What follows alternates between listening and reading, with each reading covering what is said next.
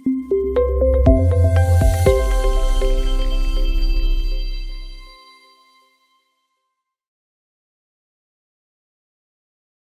good afternoon, morning, or evening even for some people. Nice to be seeing and hearing and reading. Thank you, Valentine. I think my job now is to very briefly introduce the foundation, and then I'm going to introduce, I think, with Pierre, we're going to talk through the different use cases. And we just started to put this slide up because we started this whole thing about 20 years ago. KM for Dev, who is one of our partners, I think was a little bit ahead of us. Maybe they were 2001, but 20 years ago, we started this whole idea of having a platform where people could support the work of their development agencies. And in those days, together with Saskia, actually, we were working together at IICD, and we were trying to build a space where people could learn and share and connect. And we started working with something called workspaces, electronic workspaces that Belanet at IDRC was developing. And so over the last 20 years, basically the platform, we've worked together to help people run and set up online exchange platforms and conversations and dialogues. And it's evolved a lot over the years. Right now, I think in the last 2 to 3 years, we've been really focusing much more on this kind of the platform itself, but the experience in and around and on the platform, making that experience more effective and more useful. So less about running a platform and more about exploiting and using a platform and what's around platforms to add value to the work we do. I think that's all I need to say, Pierre, for this one. There's a website which we'll be sharing with you, and all of you will know something about Dgroups, I think, the foundation and the platform. Pierre, do we move on? I think you're running the slides, right? Okay, just to give a picture of who the current partners are in the platform. I forgot that this was our next slide. Yes, so we're a bunch of different people from different locations, different types of organizations, NGOs, UN agencies, research organizations, platforms, projects. It's a real interesting bunch. And one of the strengths we hope always is that because you have a mix of people coming from different disciplines, different directions, that adds to the richness and the diversity and the potential that we can really learn and share and interact and collaborate together.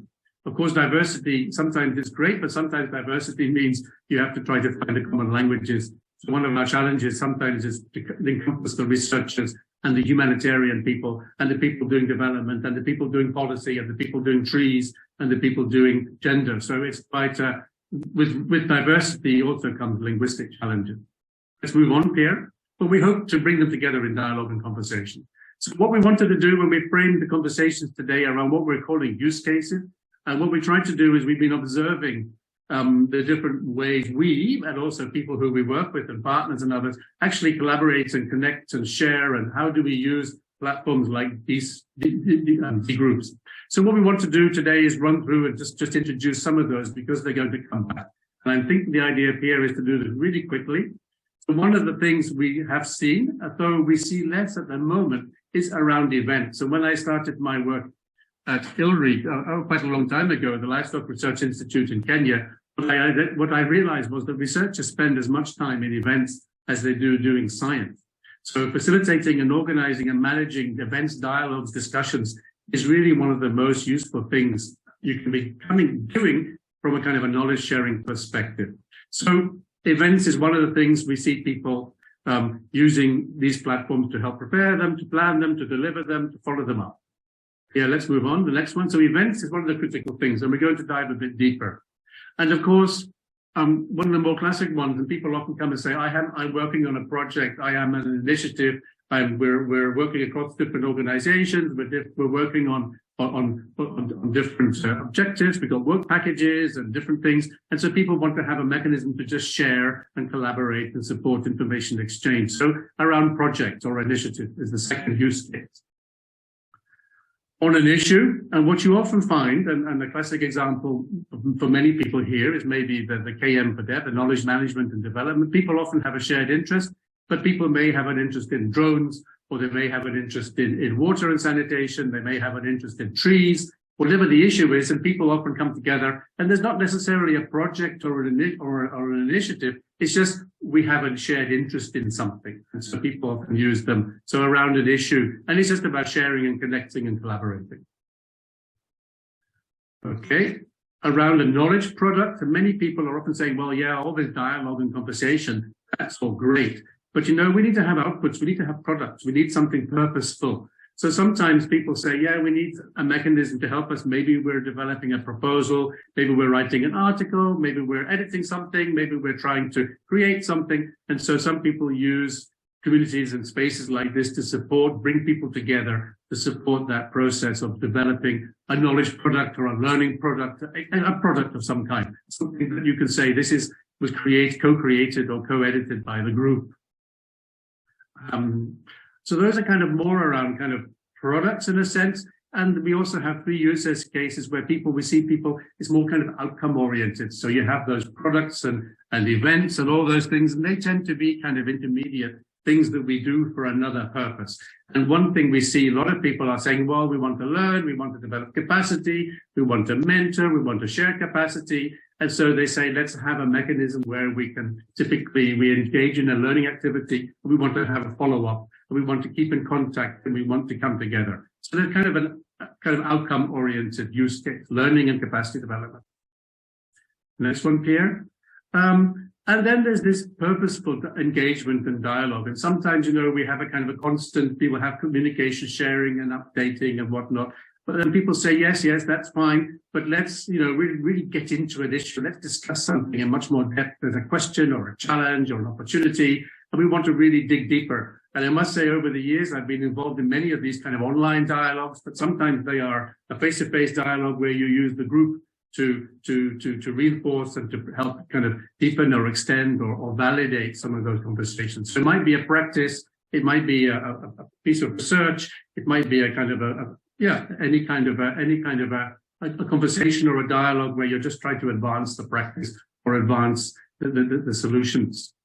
And I think the last one, Pierre, is advocacy towards a goal. And, you know, people think very often that this is all about, you know, civil society and NGOs and going out there and advocating for something where you organize yourselves, you bring yourselves together. But, you know, increasingly research organizations are also employing advocacy type approaches. And, you know, you need a mechanism that helps you what are our common goals? What are our common objectives? And then organizing yourself to engage. So classically, many people in agriculture last year were busy with the Food Systems Summit, but you have the COP, the environment and climate change meetings every year, and people organize themselves, and they often use these groups to kind of mobilize and then arrange to have, hopefully, as much impact as possible in those processes. So here, is there another one? There's probably a summary slide, I think, that brings all that together. Yep. So there we are. So those are the use cases, and we're going to come back on some of these, and we're going to start. I think we're going to start with a more in-depth one around the events, because what we see is the other 6. We see, and the people here, most of you here, we see examples of all of these. But the one around events is less common, although it can turn out to be really, really useful. So we're going to dive a bit deeper into the events. And I think the idea is through the chat show and the group conversations, we're going to dive and try to, you know, get into the nitty-gritties of some of these other use cases. So I think the next session, yes, perfect. I'm still following my guidelines properly. So what we want to do now is we're going to have a conversation, and it's not really a facilitated conversation. I think it's a conversation between Jessica Ball and Pier Andrea Ferrani, both of whom you should see on the screen. Pierre doesn't have his video on. But what we wanted to do was dive a little bit deeper into this particular use case, and you know what? And it was really triggered because Jessica, although she's been working with Pierre Andrea for many years, she has another life where she works for UN Red, which is kind of the program on forests and climate change. And you know, she sort of said last year, we want to try out these Dgroups to see whether they can help us in our work. So what we're going to run this is a kind of a peer assist where Jessica is going to pose a challenge, and I think Pierre is going to provide all the answers. Okay, well, so just for some context then, so yeah, we do have in our results framework a requirement to facilitate communities of practice, and we chose to start one on Red Plus Finance at the end of last year. And we created the group to coincide with a 2-day event in Rome on Red Plus Finance. So we had representatives from all our regions across the globe coming together. And so we we were a bit late in the day starting the group, so we didn't have much time to engage people before the event. We tried to do a bit of connection and kind of, this is the group, we're going to be using it throughout the event. So we managed to share summaries after day one, and then I think a final summary of day two, like a week later. But I think I will be doing more events through the community of practice this year. And so I would like Pierre's expertise in how to really make the most use of the platform and to engage the community around different online and in-person events this year. Thanks, Jessica. I think you already said one a key element, I guess. You said we were a bit late in the day, right? So that's, yeah, I think when you want to really be able to engage, use the platform to engage around the event, to engage a group of people around the event, time and planning is really essential. As in a lot of other community work, but really you need to have a really well-defined plan and timeline. We, together with other people that are also here in the call, we supported a couple of years back a series of face-to-face workshops. There were experience capitalization workshop, and the objective of each of these 3 days where people were coming together was really to come out with products. So it was actually a write shop, and people would identify what works across a set of activities on a specific area, being, for example, digitalization for agriculture or gender or climate change. And so it was quite ambitious to have, at the end of the 3 days, already, I wouldn't say nearly final product, but a set of policy briefs, blogs, different knowledge products that could then be just finalized afterwards, right? So we really set up ourselves with a huge challenge in a way, or ambitious. It's not huge, ambitious. And of course, it was well-resourced, and I was part of a larger team. But I think in that process, one of the things that we did, and we plan carefully and we put a lot of attention, was the engagement before the workshop. Of course, it was about 30 people coming for the workshop, and they all had an interest in being part of the group, and they had all an experience. But what we found out is that really by doing a 2 weeks online engagement beforehand, we could cover quite a lot of ground beforehand, before people met. So we would be able to, get head start on the who is who, right? Mapping people, mapping expertise, seeing where the potential connections were, right? But also mapping indeed what works, right? Started to map the what works and the storylines, if you want, around which then the products would be created. So we got to the face-to-face workshop with already quite a lot of ground covered, and I think that that was really instrumental in then us being able to do what we did at the workshop. So to really being able to end the 3 days with a series of a list of products, some in draft, some more still in the conceptual phase, but then they could be worked out afterwards. So I think the first thing that I would say, it's planning, and it's having a clear purpose and a clear objective to it. Not just, okay, let's do a round of introduction because it would be nice, right? So why, what do you want to get out of the engagement beforehand? So that's I think the key thing. Of course, we also reuse a lot of the things that were emerging from the discussion then back in the workshop, right? So we presented back, we produced summaries, we created little profiles of people, which we then hanged around the walls. So you could just have a gallery walk and see, oh yes, now I remember, and I should really speak more with this person. We're connecting, so we should be working together in producing a brief, for example. So yeah, I mean, just please feel free to see if you see this fitting into your context or not, because of course, the type of the group and the type of the objective might be different, right? But I think, yeah, planning, preparation, and having a clear set of instructions also on why you're doing it, what you're doing, it's essential. Yeah, and it's making me wonder if you could engage the group to actually try and co-design the agenda of the in-person exchanges. Then it would be like we saw in the Mad Tea, like responsive to the needs of the community. Because sometimes I think when we prepare agenda, it's sort of done on internal like sense making. Whereas if we actually had direct like requests for this is what we want to discuss, and maybe even some people in then being able to like nominate themselves to kind of have more of an active role in the workshop. Yes, definitely. I mean, I don't think we did that much for this experience. This example I'm referring about, but definitely the conversation helped the team to flesh out the agenda.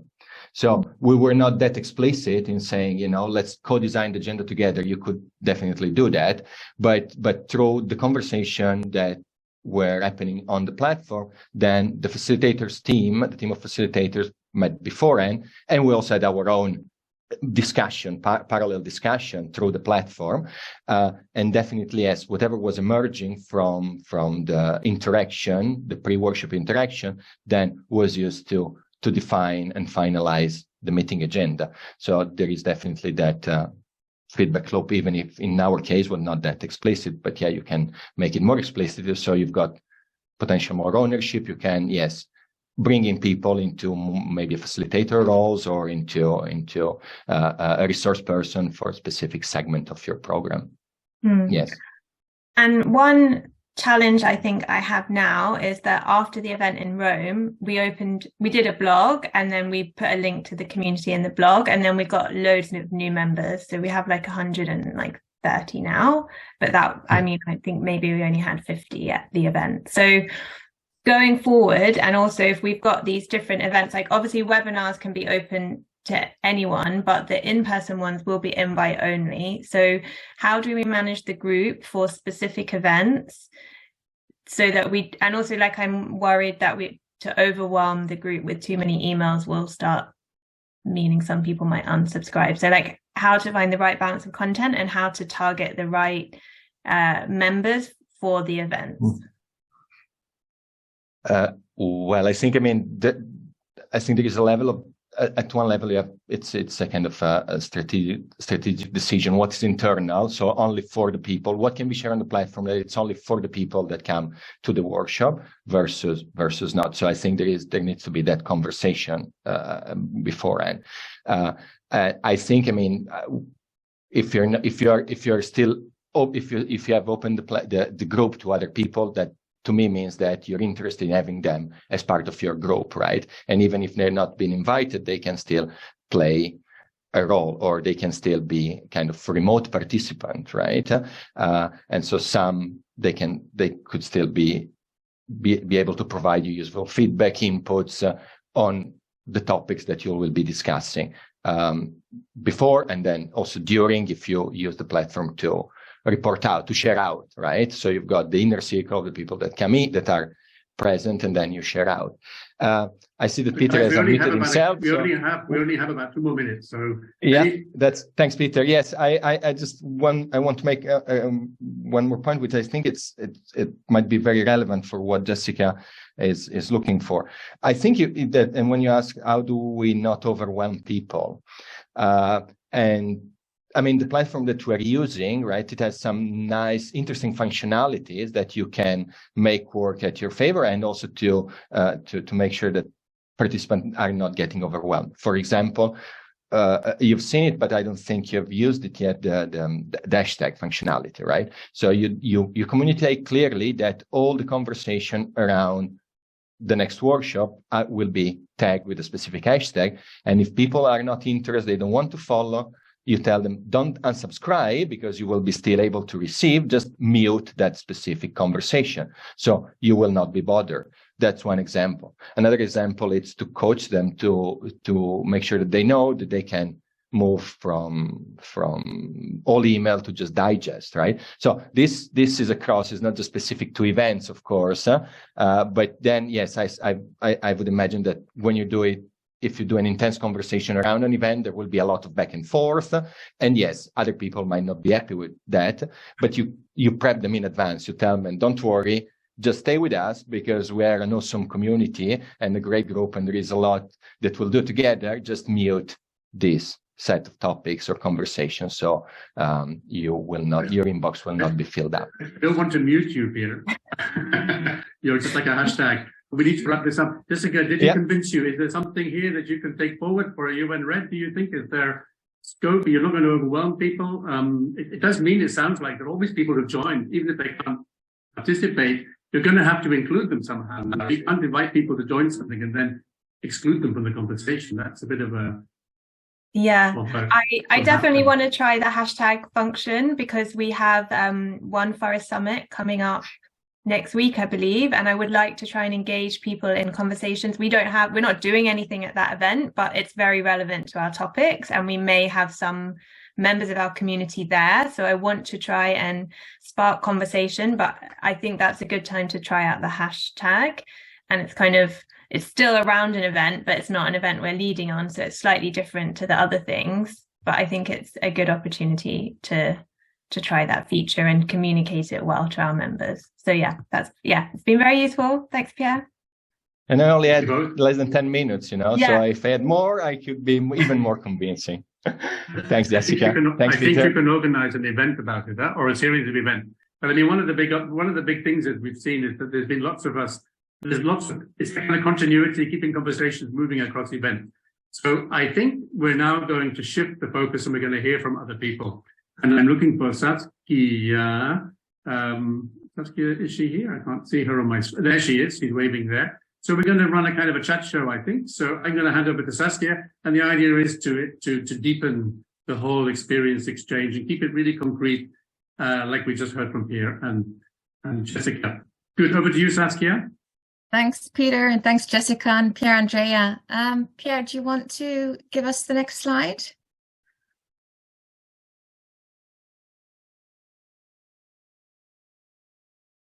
Great.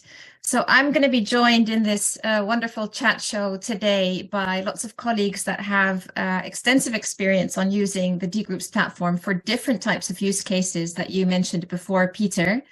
And I have Gladys Morales from IFAD, and she's the Senior Innovation Advisor, and she runs the Innovation Network for IFAD. So I'll be speaking with her. Hi, Gladys. I also am joined by Vivian Atakos from the cgiar-gender impact platform based in Kenya, an engagement policy and advocacy expert. Thank you so much for joining me, Vivian. Great to have you. I'm also joined by Sarah Cummings, who is a postdoctoral research fellow associated with Wageningen University. I can pronounce it, Jessica, and research, and speaking with us today also about some of the KM for Dev work that many of us are referring to. John Eid is joining us from Nigeria, and he's the president of the Ohaha Family Foundation, and he's representing the Charter for Change Network, who's also making use of the Dgroups, particularly around advocacy, is what we'll be speaking with John about. And Giacomo Rambaldi, also from the Wageningen University, associated with the Wageningen University, is an independent consultant for the digitalization of agriculture, the D4Ag group. So really, really great to have everybody here. And maybe just as an opening round, and seeing everybody is here in the chat show with me, perhaps Pierre, you could close. Exactly. Wonderful. Just as an opening round, perhaps, Gladys, maybe in, just a very brief introduction, is there something more that you'd like to say about the IFAD Innovation Network? What is the group, and what does it aim to do or be? Thank you, Saskia. So the IFAD Innovation Network is an informal group of collaborators. It is by invitation, but people can apply completing the application form so that we can consider their candidacy to become members of the group. Again, it is an informal group, mainly for innovation practitioners, authors, and renowned global influencers in innovation. It was launched in 2021. We have 1,335 members at the moment. We aim to reach 2,000 members by the end of this year, mainly based on participation at our knowledge sharing events and some of our innovation challenges. We will be talking also later, right, about the tools that we use the most. So we'll stop here. Thanks. Yeah, I'll be speaking to you all individually after this opening round. So thanks for that introduction, Gladys. And the same question to you, Vivian. Could you say a little bit about the group that you're managing and what it aims to do or be? Thank you, Saskia, and thank you for inviting the CGIAR-Gender Impact Platform to this conversation. So ours is an informal, just as Gladys said, it's an informal information sharing and discussion space provided by the CGIAR-Gender Impact Platform. This is a platform of the CGIAR group where we synthesize and amplify research, fill gaps, and build capacity. So it's very targeted because our membership comprises of people interested in gender in agriculture. Our group was started in 2019, and currently we have 225 members. Nice. All right, we'll come back. Thank you. Thanks so much, Vivian. Yeah. And Sarah, I guess the same to you. We all know you, I think, from the KM4Dev public group, but you're also managing a lot of different groups kind of behind the scenes. Could you just introduce a little bit how that ecosystem works? Yeah, thanks a lot, Saskia. Yes, so KM4Dev, I think all of you probably know it. I mean, there are a number of core group members here. Jorge and Pierre, for example, are members of the core group. But others from here are also members. I think Gladys, Atsu, Peter, and Christian are all members. And so the main group is really, I think, a sort of fairly unique group. We've won quite a lot of international prizes recently. And on the Dgroups.io, the main site, we have more than 1,000 individuals. It's non-funded and it's also informal and run by volunteers. And we also have evidence, I think, of, regional and national impact and organizational impact, and also impact at the level of individuals. And for the past 2 years, we've been running on the Dgroups.io platform. We're really happy with it. But we've had a sort of informal association with the Dgroups Foundation since about the year 2000 in different sorts of ways. Now we have 6 communities behind the scenes which allow us to organize our work, and there are sort of 3 types of groups. 2 to organize the main list, 2 focused on research, and 2 to manage the KM4Dev journal. I think that's enough of an introduction for now, and maybe we'll go into more detail. Thanks so much, Sarah. I will go to John first. John, is there something that you could say about the Charter for Change advocacy group? Okay. What is it and what does it aim to do? Thank you for having me. John Ede, I represent Charter for Change. As Saskia has rightly pointed out, Charter for Change is an advocacy group, or it's a group of national and international organizations that was started in 2015 after the World Humanitarian Summit to advocate practically how aid works in how aid system operates to enable more locally led humanitarian response. We have around 39 members of INGO signatories and over 500 members of the national and local NGOs dotted around 56 plus countries around the world. I would get into details about how we use Dgroups later on. Thank you for having me. Thanks so much, John. Great to have you. And lastly, in this introductory round, Giacomo on the D4Ag group. Is there anything that you'd like to say on what it is and what it aims to do? Well, good afternoon to everybody. The Digitalization for Agriculture group has some other cohorts. We have the main group is English speaking, then we established a French group, a French speaking group, and last year also a Spanish speaking group. The largest one with more than 1,200 members is the English-speaking group. And that group was established as a follow-up to the D4Ag conference we ran in 2013 in Kigali. So initially it was meant for event planning with a lot of subgroups for people responsible on different aspects of the conference. And later on, the main group was then, it grew organically with people applying to become member. And now CTA has handed over the community to the Digital Agri Hub, and the Digital Agri Hub has been now running the platform. We have hosted some e-dialogues, and I will talk about that. And next week we are starting a series of e-conversation, which are the equivalent of e-dialogues, about some hot themes within the digitalization of agriculture domain. Personally, I've been using Dgroups since 15 years. The first group was on participatory mapping. Also, this group has 3 chapters, 4 English, French speaking, and Spanish and Portuguese.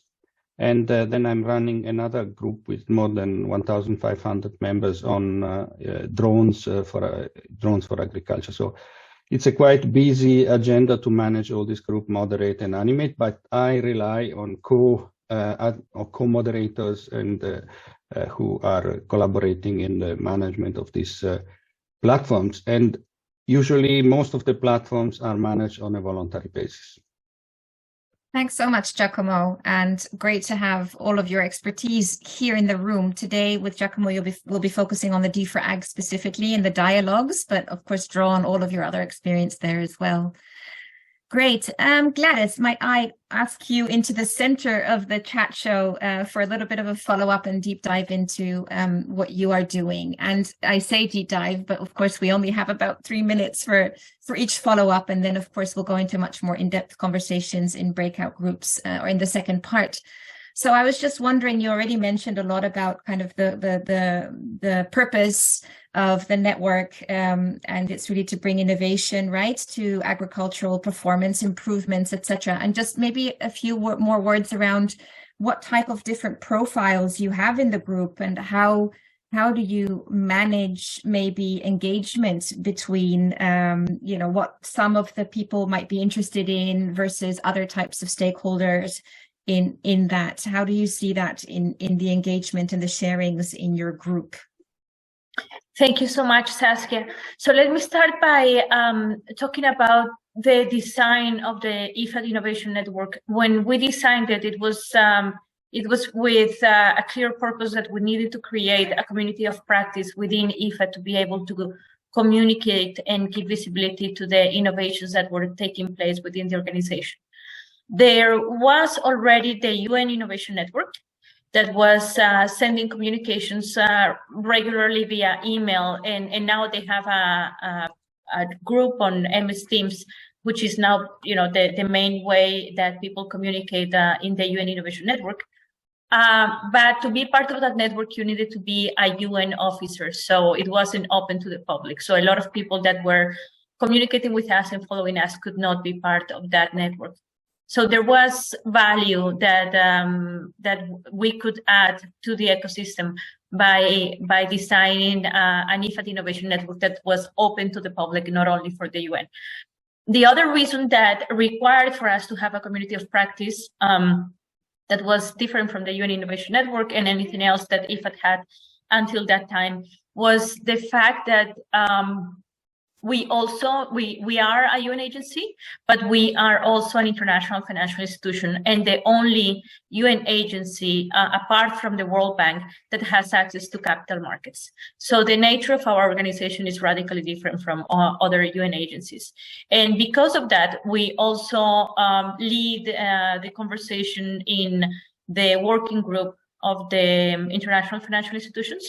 So we are part of the core team together with the IDB Lab, the World Bank, the Asian Development Bank, and with the WFP Innovation Accelerator. So and those conversations go a lot around financing, coaching, mentoring, making sure that we are providing both support and financing at the right time to the different innovations. So the conversation was a little bit different. It was, yes, on a lot on methodology and approaches, but mainly on financing, and that wasn't in the ecosystem at that time. So we saw the value, and that's the reason why I thought that it was interesting for a lot of people to be part of the network. So initially, it started as an invitation to the members of the UN Innovation Network to join, and then also to the members of the offices of innovation of the multilateral development banks and other international financial institutions that were that had innovation units or offices within their organizations.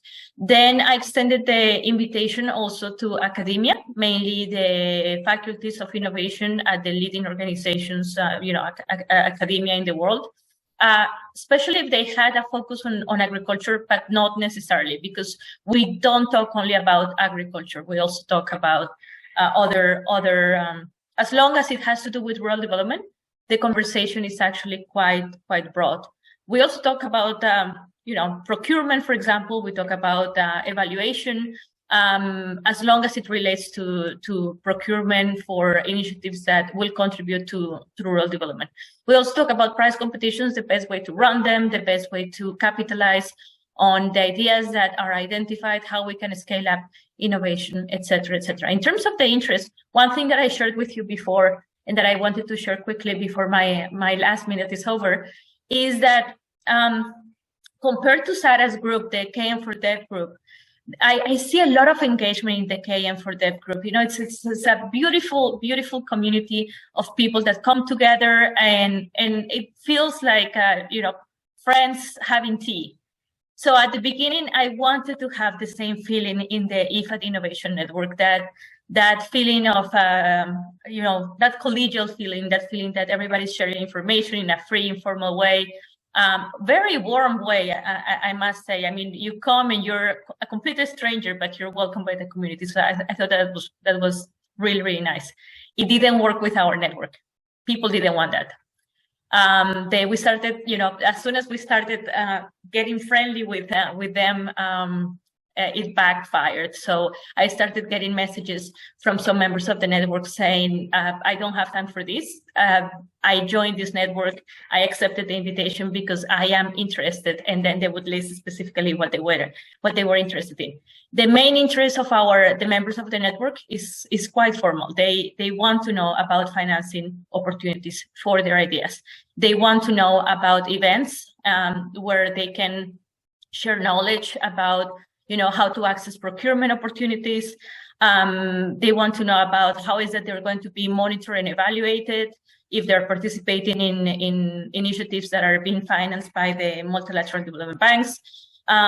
They want to know about the innovations that are working, the ones that are not working, and why is that they're not working. So it's a bit different, and they don't want the quick conversation. They want us to share papers, etc. However, they don't want long emails, right? They are very visual people, so they very much enjoy those emails where there are images and colors linking ideas. Maybe just because we're a bit short on time. It's interesting that you state you have this group with very particular interests, right? Organized around an issue, around a community of interest, really, with specific interests, specific ways of communicating, papers, short emails. I'm just wondering, bringing it back to the Dgroups group or the platform a little bit, what kind of functionalities do you use, or how do you use the platform to support the interests of these members? Are there particular tools that you use that are part of the platform, or particular ways of weaving from conversations in the platform to external events and back? Just a few thoughts on that. So in terms of functionalities, the hashtags work really well with our team, and also for people to be able to discern among emails and what is that they want, what kind of content they want to follow, and what kind of content they don't want to follow. So we do use the hashtags, and so one of the hashtags that is ironically most followed is the events hashtag. We also have a hashtag for the IFAT Innovation Talks, and that hashtag is also very much followed. And then, specialized hashtags for digital agriculture or blockchain or artificial intelligence or Web3, et cetera.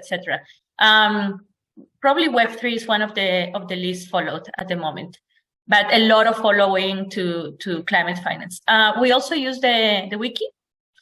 Not as much as I would like, but we are using the wiki mainly to report on main takeaways from events that are not being not necessarily shared with the community, but maybe our team has access to some keynote speeches or master classes, and we can only guarantee 1 or 2 seats at those events, but then we summarize the content and we share it with the community. Last thing is, in terms of hashtags, the incentives to be part of the network, the training that is available for members of the IFAT Innovation Network, and that training is only available to them. So that's an incentive as well. Thanks so much, Gladys. I'm sure there's so much more we could follow up on, but I do want to hear from the other chat show guests as well. So we can come back to you after, in the second part of the webinar. But thanks so much for joining me, and please stay on stage. You'll be unspotlighted for a moment, but then we come back all together. Fantastic. Thanks so much. Vivian, could I ask you on stage with me, please? Hi. Wonderful. Yeah. Thanks, Vivian. I'm back on stage also. That's great. So the particular use case that we were interested in hearing about from you is really around using the Dgroups platform to support exchanges and sharings and networking across different initiatives. And why we thought the cgiar-gender would be interesting is because for those that are familiar with the CGIAR system, there are many different institutions under the CGIAR system, but you bring everybody together around the theme of gender, right? So I was just really interested to hear a little bit more about what kind of sharings happen in a group like yours. What is it that makes it work across all of these institutions? And any thoughts on what are some of the key ways in which you're making it work? How are you creating value using the Dgroups platform and group? Thank you. Thank you, Saskia. And as you rightly put it, it is a diverse group. Okay, we are brought together by the topic of gender in agriculture, but in essence, we work across 14 research centers. These are spread throughout the world. And each of these centers has a gender researcher. So why we went for Dgroups is that there was need for these researchers to find a home. There was need for these researchers to find a place where they will belong, because otherwise in their centers, they are just alone. So it will be good that they can be able to connect with other researchers working on the same topic. Well, it could be on different crops, but it's all about gender in agriculture. So what we did is that we also saw the need to actively enable internal knowledge sharing, learning, and collaboration, both between the leadership of the platform, because the platform has the mandate to look at gender issues in the entire CG, and also to bring in the members so that they are aware of what's happening. So there is transparency, there is accountability, and there's also effective platform management. So our membership, as I said, as of today, we have 225 members, but most of them are these gender researchers, but we have others, including donors and also practitioners who are interested in the issue of gender, so supporters of gender. And membership is also by application. Within the group, you will find that there is a lot of informal exchanges on opportunities within the gender in agriculture space. You will find information being shared, sometimes through the calendar or at times through just the email on events that are coming up, maybe new publications, new topics, new publications, even job opportunities and consultancies. So we have seen that that's what most people are using it for. And membership, how we really encourage membership is, first of all, it's, as I said, it's a safe space. So anytime we have new staff joining any CG centers, our director, Dr. Nicolene Dehan, will always send out a targeted email to that member of staff So we try to catch them fresh and tell them that this exists. So I actually had another email I had just put on my desktop. I can read. Dear, for instance, Vivian, welcome to the cgiar-gender community. We look forward to working with you. Here are ways and resources you can engage with us. So one of the bullet points is how to engage. Then we say the gender platform uses a Dgroup listserv for informal exchanges, opportunities, events, new science. We invite you to sign up right here. So we provide the link immediately so that any new staff joining already knows there's this space, and so they are able to feel comfortable joining and connecting. Other times, in terms of, again, encouraging collaboration and membership, at times you find that we have members that have been there for a long time. They've seen information being forwarded through the group, but probably they don't feel comfortable sharing information themselves. So many have written to Vivian telling me, Vivian, please post this for me on Dgroups. And many times, because I don't want to keep doing that, it also takes, I want them to be able to send the information themselves, because that is what the space is for. So most of the time I will tell them it's very easy, this is what you have to do. And I've found that by just being that encouragement, you find that they are now posting the information themselves. So I don't know whether you have something else I need to address. Yeah, of course I do. Thanks, Vivian. That's wonderful. And such a great idea to have your director really have personalized emails encouraging people to join and really stating that this is a resource to support them. I think that's a fantastic idea that you guys do. And I've also noticed that you guys have a lot of different contributors. And now I know that you're behind the scenes encouraging everybody and really supporting them to feel comfortable to do it themselves. I think that's such a critical point that you bring forward as well. Just wondering also on the functionalities side, are there any particular more technical functionalities that Dgroups makes possible that you use more than others? Are there, do you also use the wiki, or do you use maybe events calendar, the hashtags? A few of these have come around. Are there any ones that work particularly well for you? Mostly the hashtag, that is gender in ag, and I need to go back and check it out. But anyway, that's one we use. And then also just posting events on the calendar. And I remember there's a time I did posting on the calendar. Most of the time you'll find that people are sending an email about an event. But I remember one day I did it, and Peter, who's here, reached out and said, yeah, Vivian, that's the way to go. Encourage your members to keep using the calendar, because you put the event on the calendar and then you just trigger it to send a notification to all members, which is more effective than others. So that's what I've mostly the hashtag gender in ag, but also just through the calendar. Wonderful. Thank you so much, Vivian. And just due to time, I think we're going to have to move on to Sarah. But thanks so much for joining me and sharing what you have so far. I'm sure we'll be able to come back to more later. Sarah, I'd love to call you into the center stage if possible.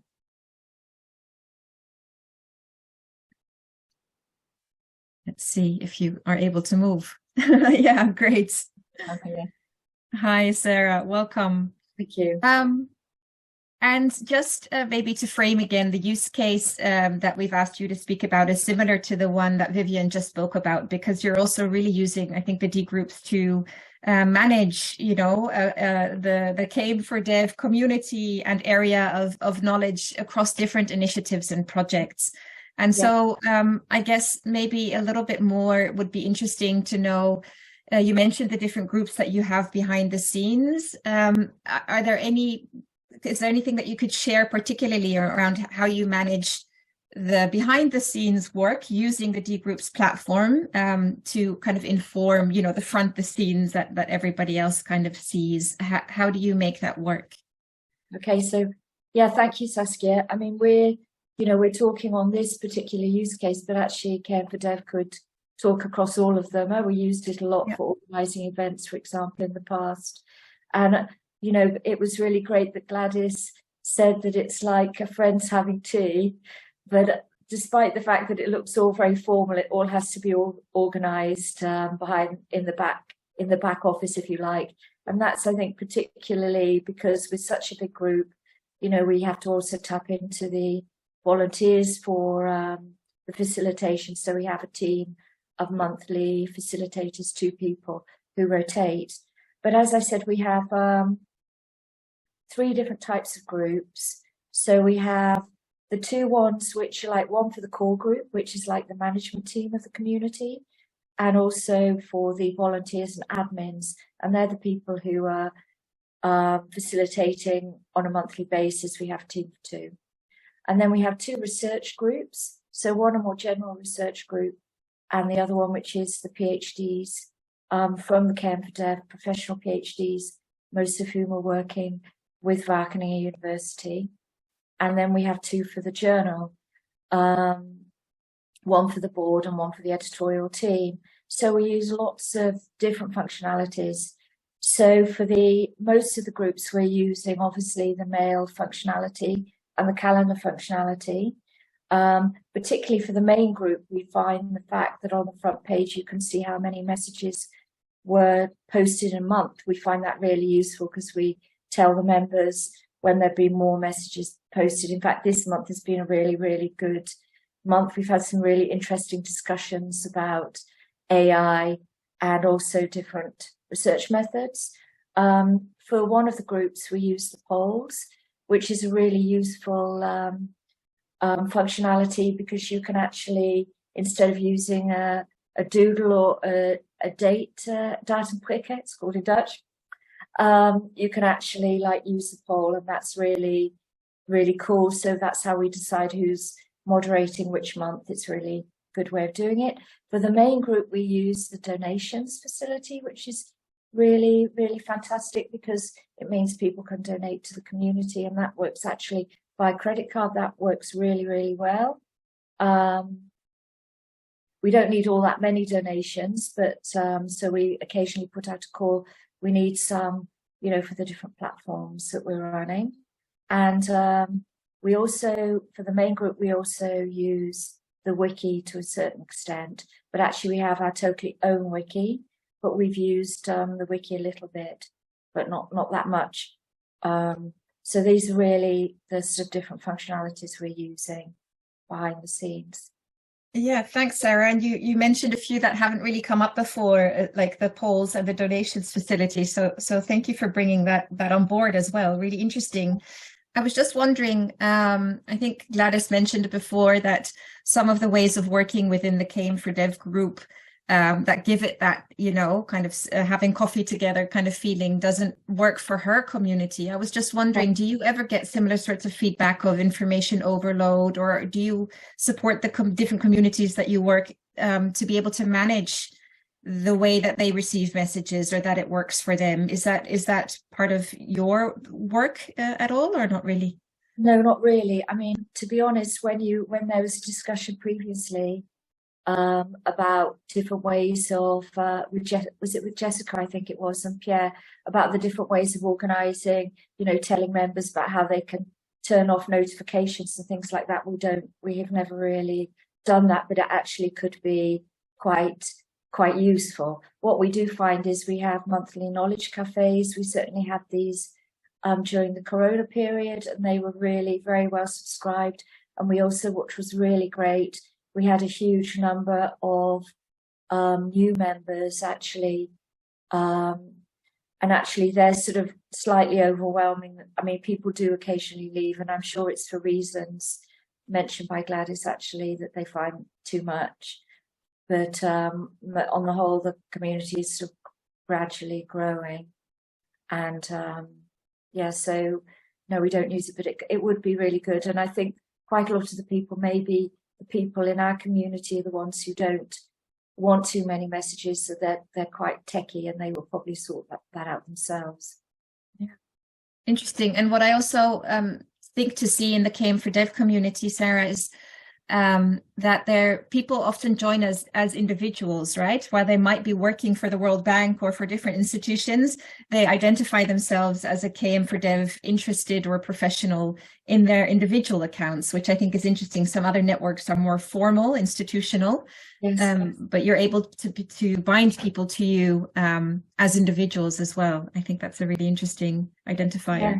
So I think one of the things that's really interesting for this discussion, and maybe it's what you wanted to talk about later, is really, I think, the value of these communities for the development community.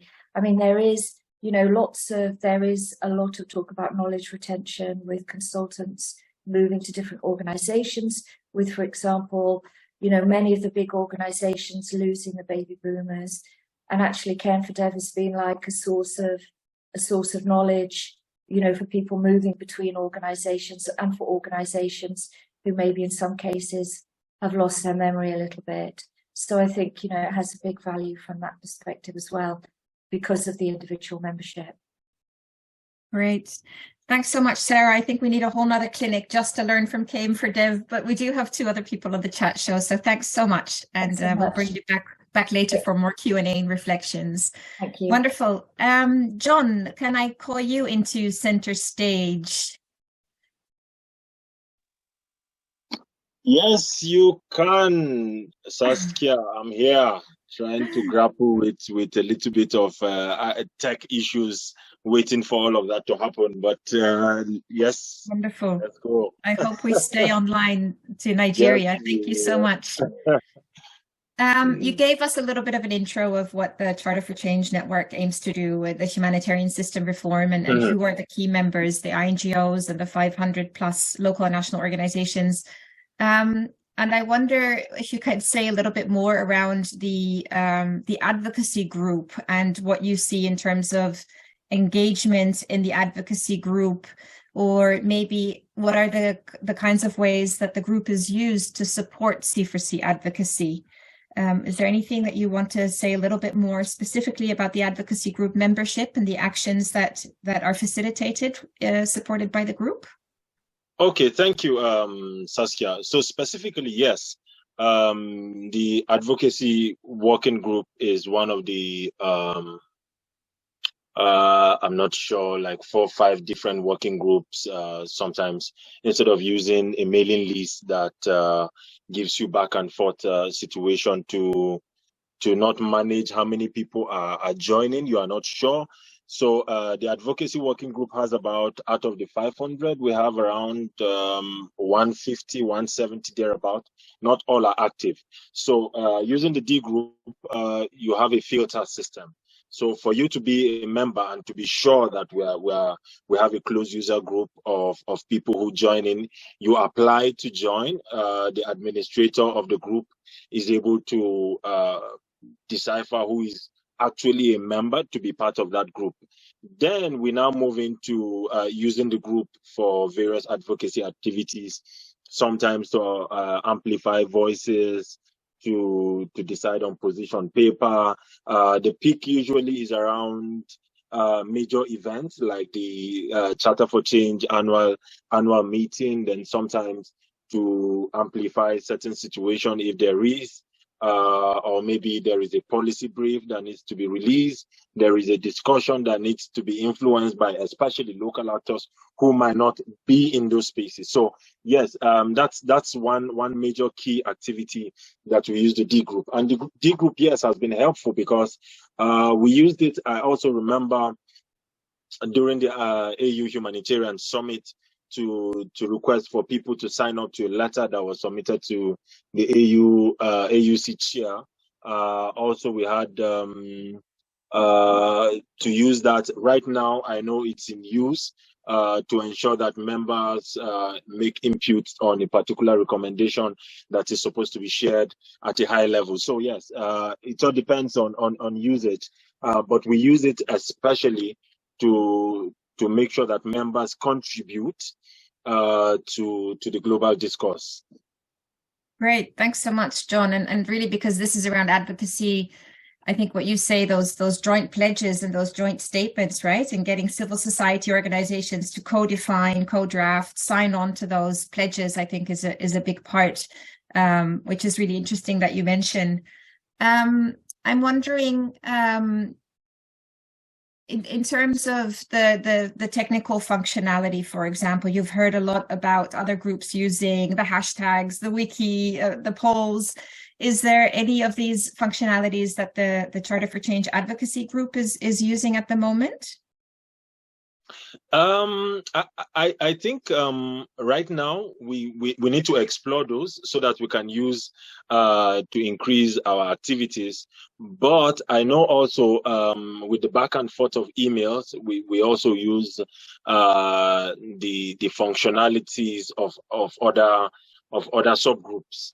The hashtags, no, we haven't used as much as we should. But yes, we link this, the D group. We have it linked to a lot of the times, maybe to Google Docs, to other spaces, you know, to ensure that members are able to interact, because in time past, we usually just use maybe a typical mailing list, which didn't use to give us what we want to, because sometimes you have people joining membership of the group that you are not that are not members. So we use the D group to filter all of that. But yes, I think we need to optimize use of that so that we can improve work efficiency, especially with back and forth of communication sometimes.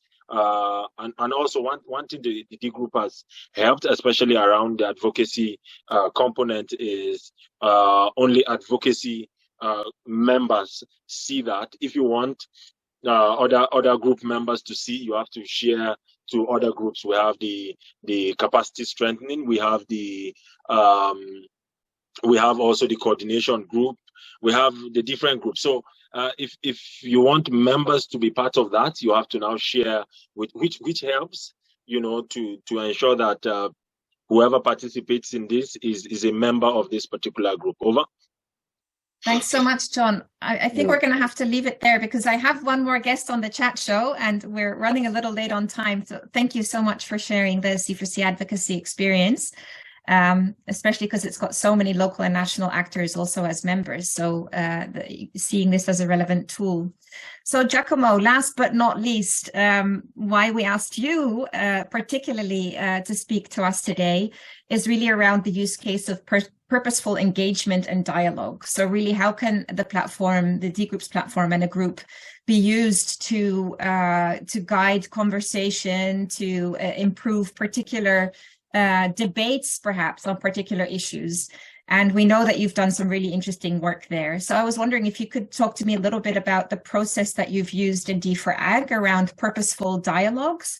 What does that process look like in brief, and how have you used the group and maybe the different functionalities or activities to shape such a dialogue? Okay. Thank you for giving me the chance to share about this experience. Fundamentally, at that time, I was already working for the Digital Agri Hub, and we wanted to understand how the Digital Agri Hub could engage in capacity building in the domain of digitalization for agriculture. So one option was to do a research and to eventually to hire some consultants to do that exercise.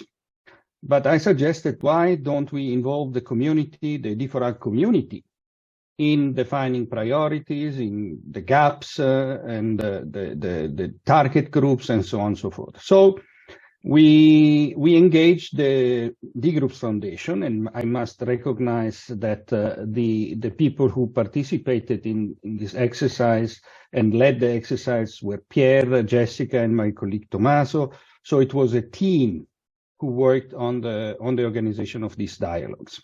It has been something which has been extremely interesting because we gave the voice to many. And so we had actually 26 unique contributors to the exchange, which lasted for 3 weeks. And we had close to 70 contributions we had to digest in 11 discussion threads. So we split so we use different platforms, not only D-Groups. We use Zoom because we organized an introductory conference call, and we used Zoom because we had a final, a closing event where we shared the results of the 3 months dialogue. Then we used Google Forms to do surveys, and within the Dgroup platform, well, the main one was the email function. We used the calendar, the wiki pages, the database, because the information we collected through the Google Forms, through the interactions with the members and so on available training, capacity building platforms, opportunities, courses, and so on, was fed into the database, which is currently consultable by members of the group, and contains more than 100 training courses across the globe. And then the hashtag was used as well to determine the various discussion threads. So so the purpose was to, as I said, to define the priorities by audience. And so there was an exercise which we conducted to define, well, the stakeholders, first of all, in the D4Ag domain, and then the community prioritized the stakeholders which were the ones which needed the most the training. And this was the D4Ag solution providers, the enablers, and the implementers. So these were the stakeholders according to the community which were the most in need of capacity building. You can appreciate that this has been a participatory exercise, and I think this is the value of the outcome of the whole process. So it was not 1 or 2 researchers behind the desk who expressed their own opinion after having interviewed 10 people, for example, doing some desk research and so on. No, we engaged 1,200 people, okay. Most of them didn't express their opinion, but we had we had 36 contributors who engaged in the dialogue, expressed their opinion, there were counter opinions and so on, and that made up a quite substantial outcome. We had some side benefits because we had 120 new members joining the platform, for example, for the starting webinar, we had 300 people who attended the webinar. I think we had a little bit less in the closing webinar. We used the wiki to publish the summaries, the weekly summaries of the discussion. I mean, this is something Jessica was doing very diligently. To summarize the discussion and inject again the summary of the discussion into the exchanges, which is extremely important, and then to make this information available on the Dgroups platform under the wiki. So I think it was, I must say, an excellently managed process. It's not easy to replicate it at the quality level as it has been done by the Dgroups Foundation and colleagues, Tommaso and others. But I must say that from a reality check perspective, it was really the feedback of the D4Ag community, because the membership of the D4Ag group consists in developers, in service providers, people who are on the ground, in researchers, in policymakers, staff from developing agencies. So it's a mix, it's a good blend of skills and responsibilities and opinions. By the way, not every, as it was said, I mean, KM4Dev is a magnificent example. And on many other groups, people are shy to go public. People tend to write behind the scene directly to me as a moderator, facilitator. I get a lot of personal emails instead of personal replies to questions. And I remember about 10 or 12 years ago, I did a survey asking members of a group, what prevents you from contributing? And the answers were oh, people may judge me, or I may make spelling mistakes. English is not my first language, and so on. And once I published the results of that survey, members realized, oh, I'm not the only one having that constraint. And then more people felt easy to contribute. And I think we should replicate this kind of exercise. Maybe the Dgroups Foundation should develop a standard questionnaire which we can administer throughout the groups, and then share that kind of information back, because people will be willing to collaborate and to post more frequently. Yes, so Saskia, did I answer your question? Yeah, you did. And looking at the time, I think we're going to have to leave it here. I had all my questions prepared for you, and you've answered them without me even asking. So you've touched on so many things. And just to point out that you added the functionality of the database into the conversation, which nobody had mentioned before. And I think that's really, really exciting, especially if you can make such resources back available to your community. I had just noted for myself, you mentioned 36 contributors, 70 contributions, 11 discussion threads.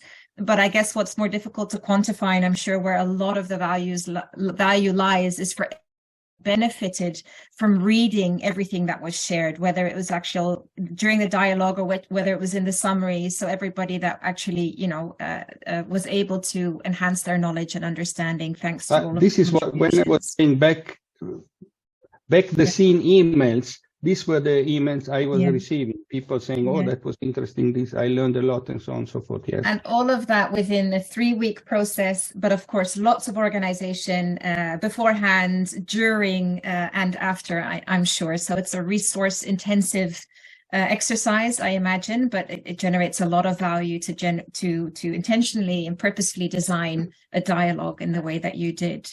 Yes, and I take this opportunity to just put in the chat. We are going to start a series of e-conversations, which are the same as e-dialogues, on debated issues on cliches in the domain of digital agriculture, like digital agriculture is the win-win solution for everybody. And I mean, there are some stereotypes which are floating around within the digital world, which needs to be looked at more critically. So you are all invited to join, and also invite your cohorts to join this exchange as well. Wonderful. Thanks so much, Giacomo.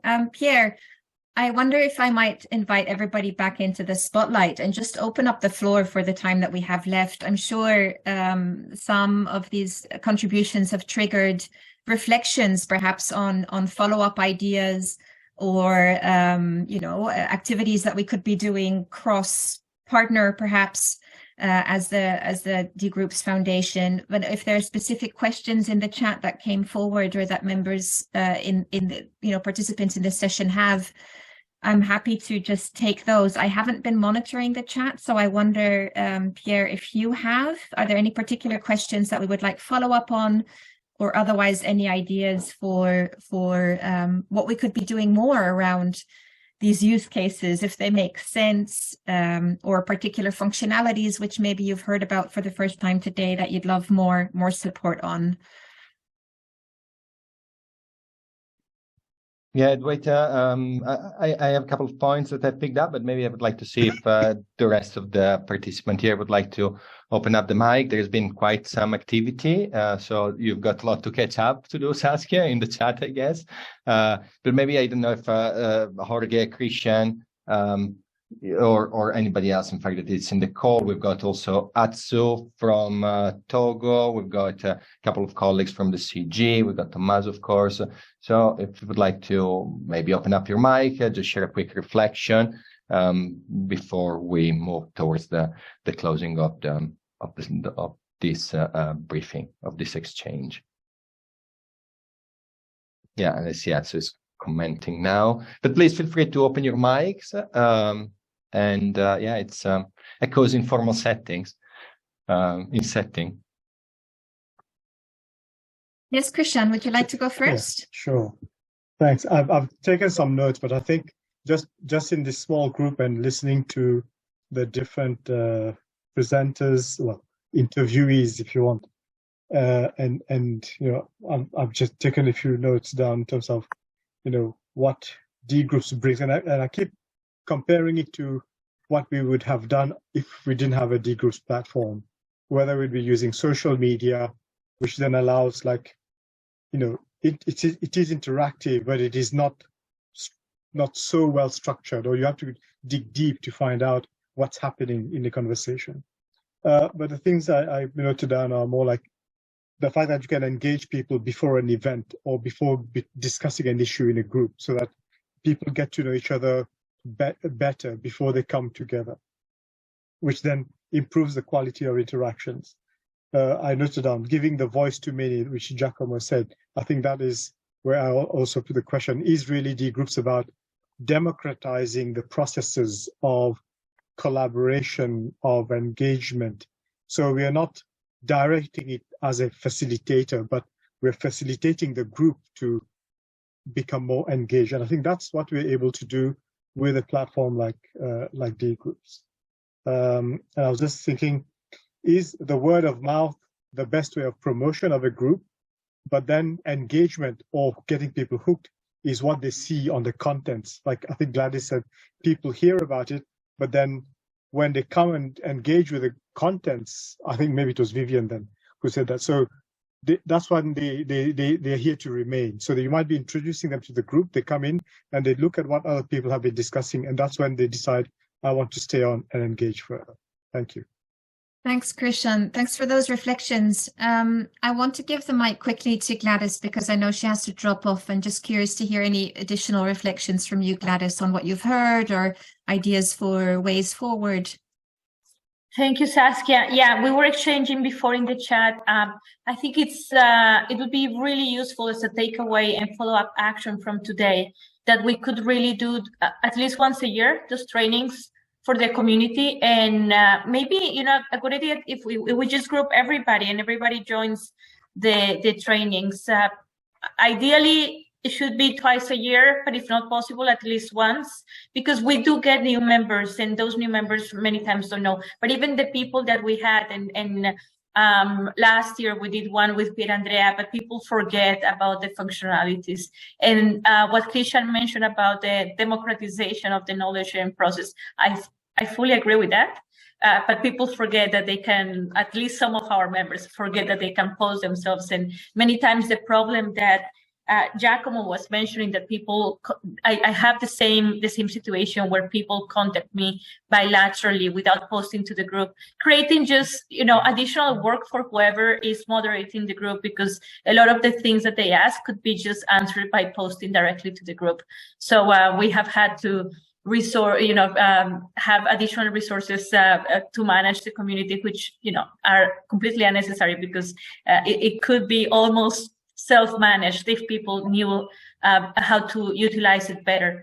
So I just wanted to say that. And then the other thing before I go, I wanted to thank you for the opportunity for being here, for all of us to share this information, and wanted to connect with Giacomo maybe later. I don't have your contact information, Giacomo, but while you were speaking, it seems that our communities are very, very similar, the way that they interact with you, and also the content, because you are Digital for Agriculture, and we actually have a hashtag that is only dedicated to that, and a lot of our content is Digital for Agriculture. We actually have a subgroup which is only internal, only for IFAD, on ICT4D.